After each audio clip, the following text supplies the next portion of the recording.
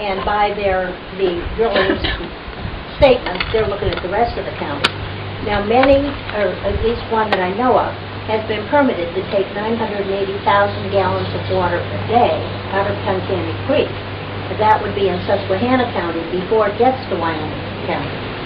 Now, in dry summers like this, could we still put the effluent into that little bit of water that's left?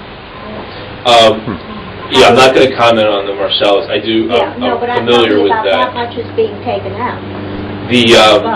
What you're talking about is mixing, which is basically No, I'm talking about, is the creek going to have enough water in it? Yeah, that's where I'm going with my comment back.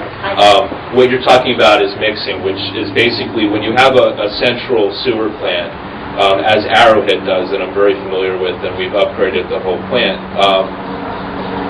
The affluent discharge is basically higher in concentrations than the receiving stream in nutrients, in maybe dissolved solids. It could be higher. It could have a different pH value. It can have, you basically you have. It's an NPDES permit, a National Pollution Discharge Elimination System permit, and that sets the parameters for that effluent. So, and that defines what your treatment has to be, whether it's secondary, tertiary treatment. What are you removing? When you're discharging this, it depends on the stream flow and the mixing of basically the stream's water and this affluent discharge. So, yes, I mean the flow and the characteristics of the flow in the receiving stream are very important to know for what your limits are on your discharge, and then that's how you back into what treatment technology do you need. You also look at not just the quality of the water, but the quantity of water that you're putting out. And very important to a community that fluctuates in its population is how's that plant running during low flows and how's it running during high flows. Arrowhead's plant, the reason we selected the upflow, this is a tongue twister, but the upflow sludge blanket filtration system, which it's a very, very modern technology that uses anoxic and aeration, and it's just a very good non-temperamental system, but it does really well with variability in population and flows. So, everyone probably knows, I don't know, this is a trivia question, but the highest flow, the flow that you basically design a treatment plant for its maximum capacity is Super Bowl halftime, because everyone's running to the bathroom, unless you're really into the halftime show. But that's basically, that's kind of listed as your max flow. That's important to know, but it's also important to know what your low flow is, because the plant needs to operate during that condition as well. And the biology in the plant, which is basically the bugs doing, eating the nutrients in a sense, they can be very sensitive to that low flow condition. And the plant needs to consider all that. Again, I can't speak on the design of the plant or where that is or what that is, because I just haven't seen any of that. I can't, and I haven't seen anything related to the discharge and how that agrees or disagrees with the stream. Let me ask a general question about that, though.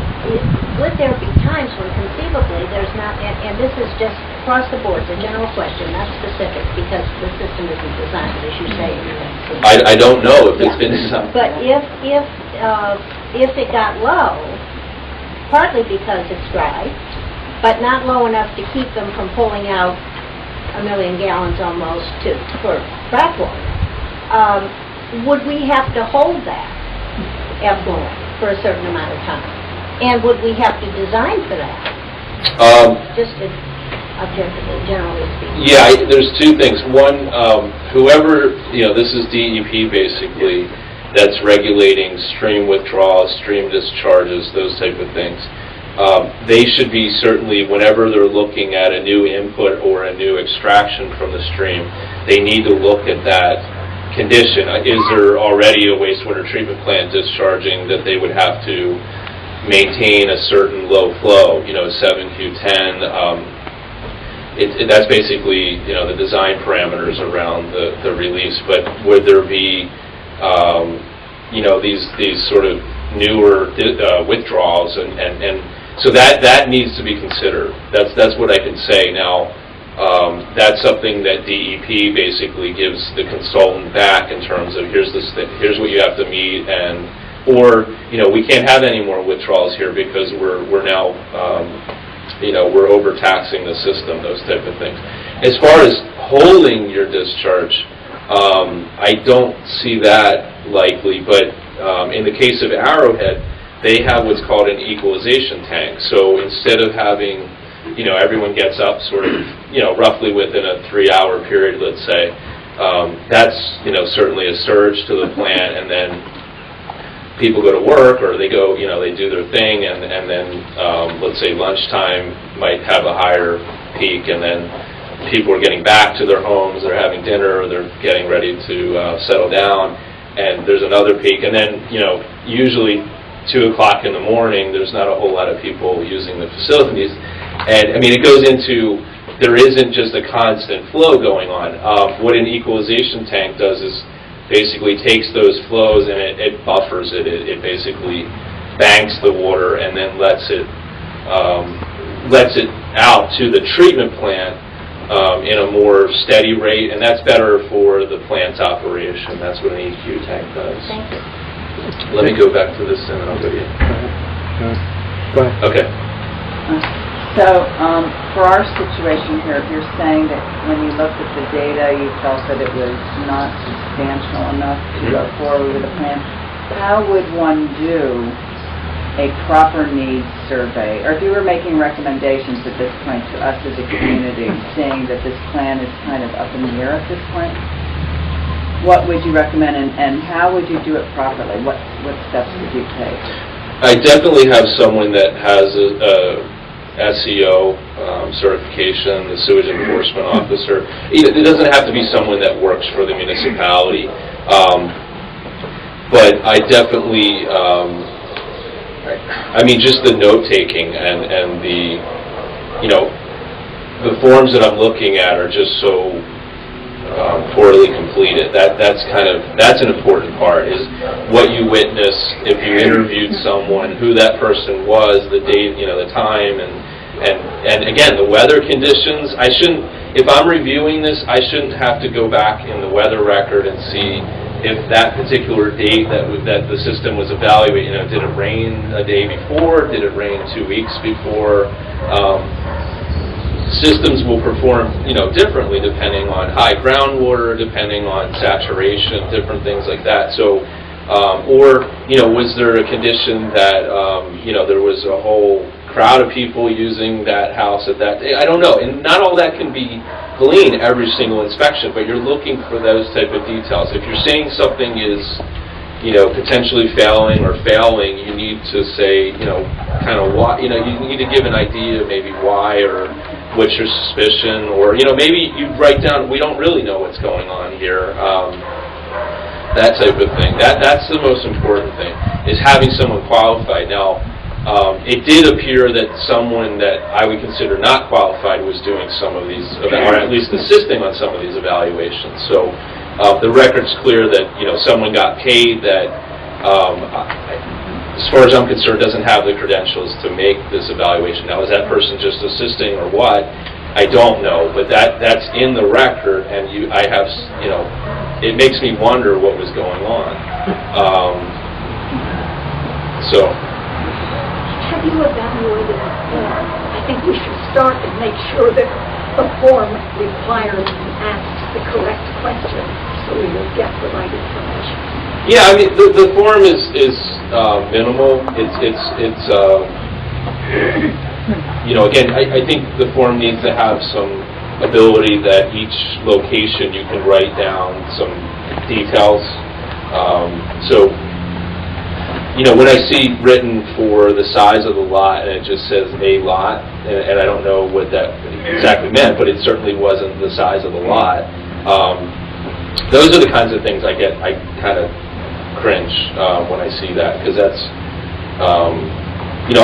I even like to see the inspectors say, well, is the property large enough to allow the system to be relocated, or is there something about that system that lends itself to an upgrade or such?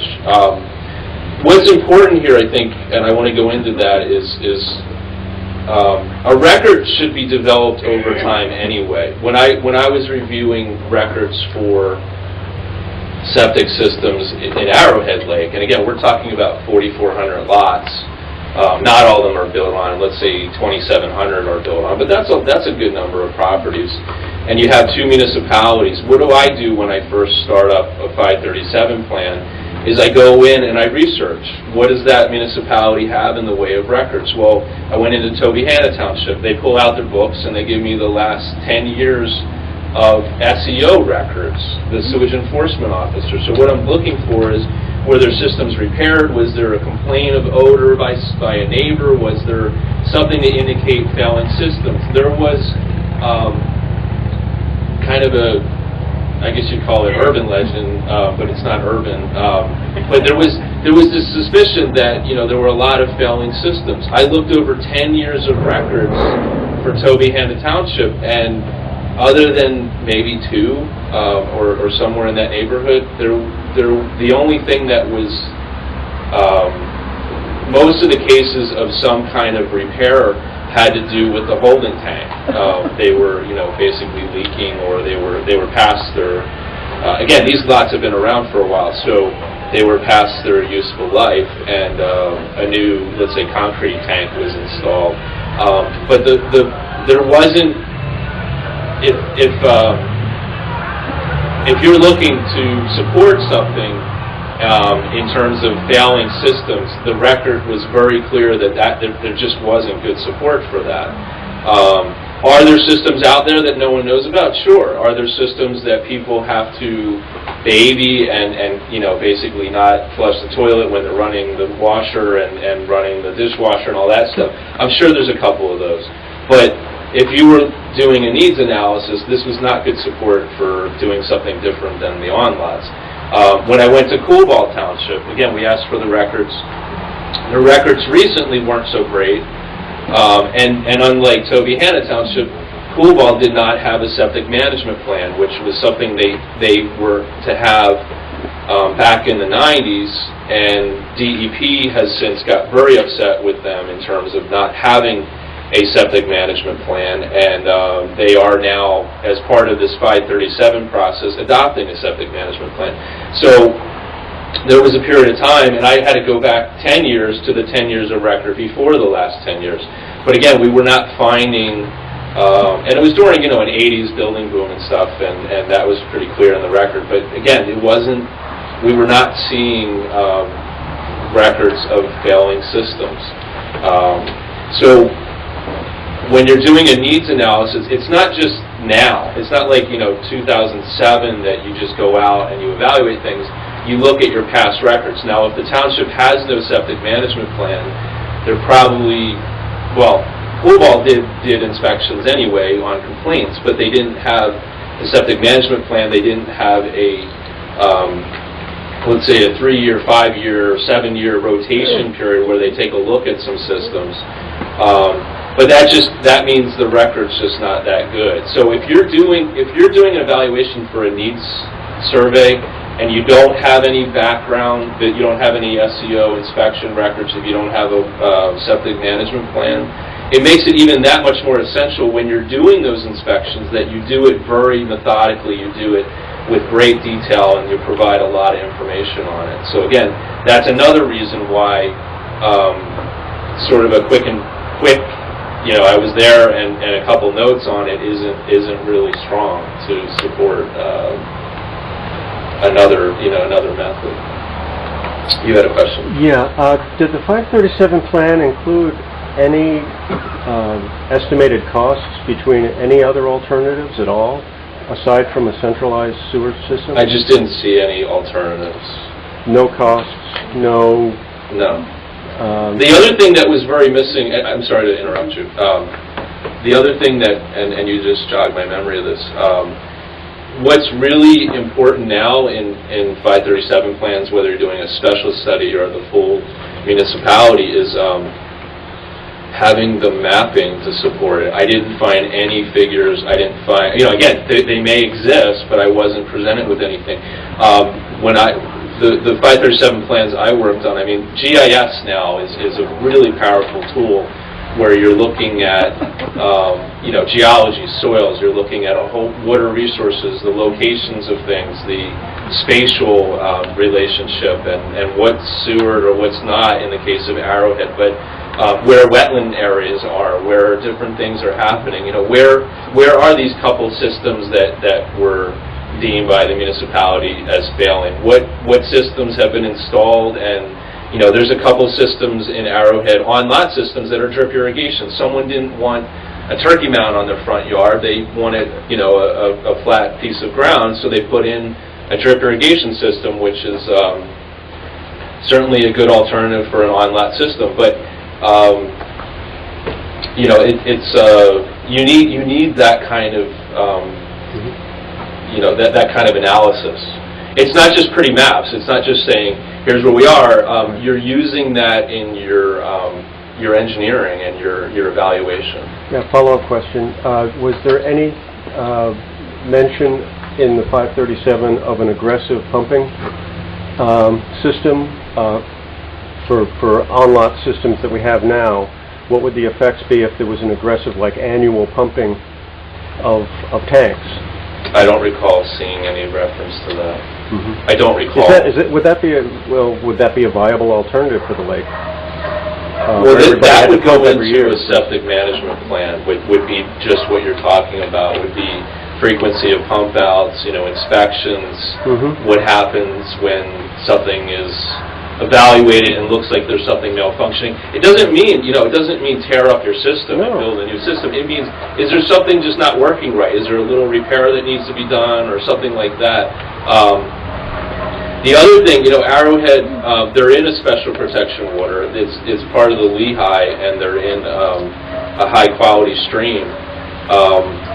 We had to go with something called a hybrid plan, which is basically what they didn't like at first. Remember, Arrowhead it's a community association, it's a homeowners association, and then they have a separate sewer plan, or they have an Arrowhead sewer company.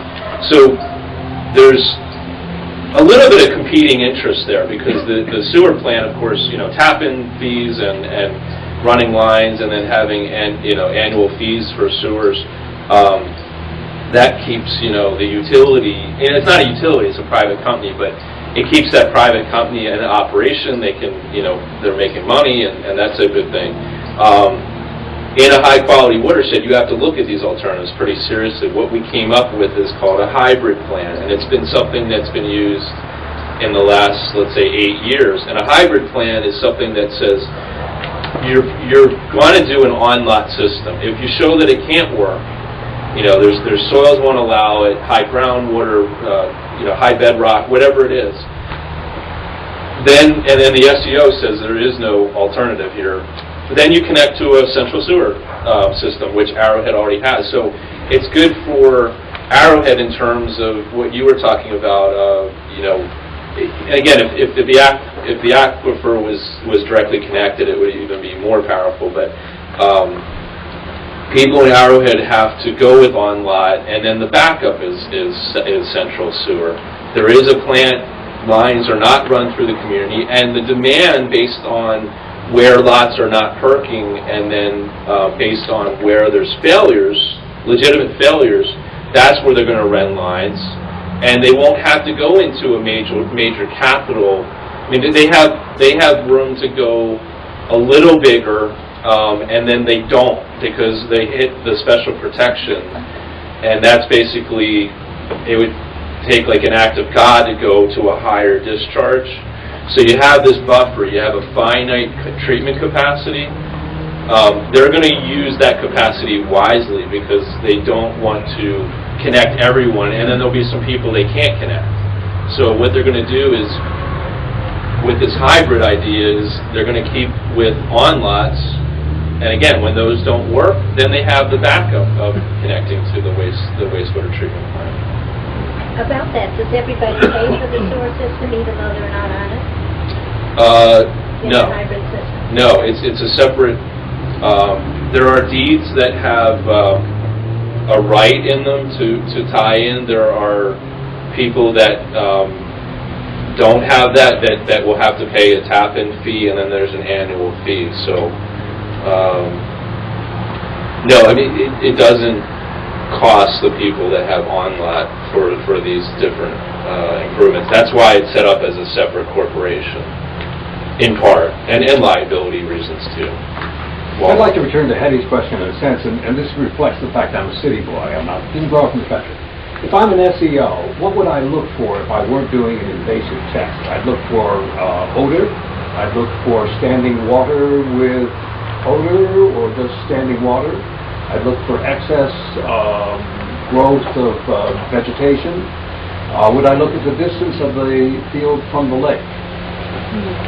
That's all good questions. What about bypass? I'm an analogy guy. If you go to a doctor, okay, there's certain things a doctor can do without invasive testing or sending you for x-rays or a CT scan or something like that. So, you know, there's a physical examination. You're looking for, are there outside signs, you know, and then you're asking the patient, you know, have you experienced this for a while? Is this something, you know, have you had this for a week, or have you had it for, you know, is there a bump? Is there a red circle or something? Oh, you know, we got to look at Lyme, so we'll send you, you know, we'll get some blood work done. That's kind of what you're doing. So you have a patient called the septic system, which is not as fun, but you have this patient you're going out to visit, and you're basically evaluating all of that. You're smelling, you're not tasting, fortunately, but you're doing everything else. You're using your eyes, you're using your nose, you're using your local knowledge. You're using, you know, have there been failing systems associated with this area? Have there been you know, complaints? I'm going to go back in the records. I'm going to do all these things. So all of that you're going to do. You're using all of the talents that you have and all your experience in doing that evaluation. So does that answer the question? Partially. Let me go back then and add. I'm really trying to get you to be fairly concrete about the kind of indicators that are good